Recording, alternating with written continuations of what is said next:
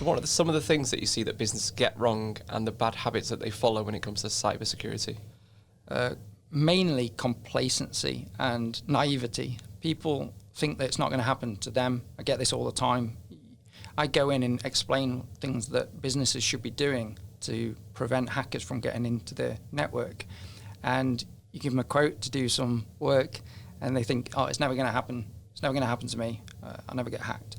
And then the worst thing about that is you then get a call from those same businesses after they've had a breach and they've been ransomed, for example. We had one last week, actually. Business been ransomed. The hackers have got into their systems.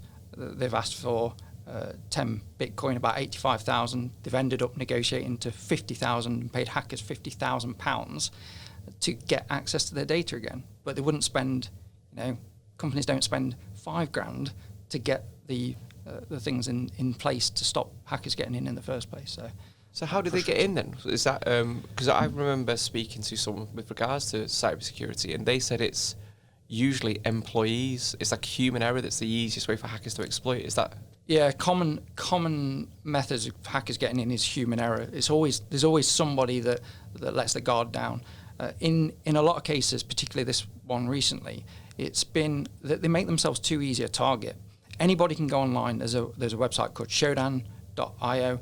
On that site, you can literally type in businesses and type in IP addresses and almost get a clue and an indication as to how open a business is.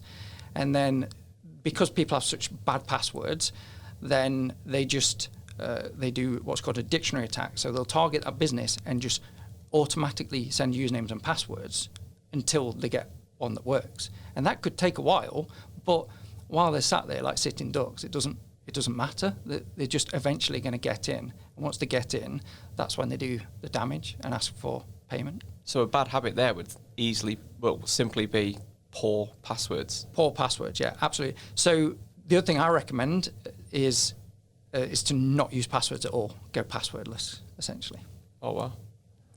So what other things have you seen that businesses get wrong, or individuals, employees, their behaviours that make it easier for people to get hacked or affect cybersecurity? So again, it's one of those, and quite a lot about this, too good to be true type things. People get emails and where it says, click this link and you'll get this.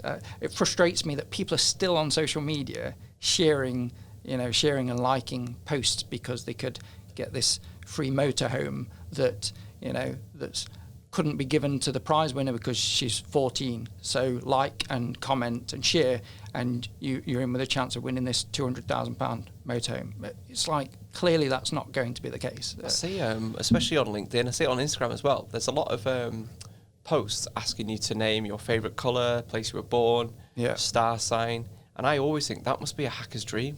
Absolutely, it's just gathering information. If you can get people, the one thing with that like and share and comment type post is naivety and lack of awareness for the individual. It's almost a test. If I can get them to do this, then maybe I start targeting them because I can get them to do other things.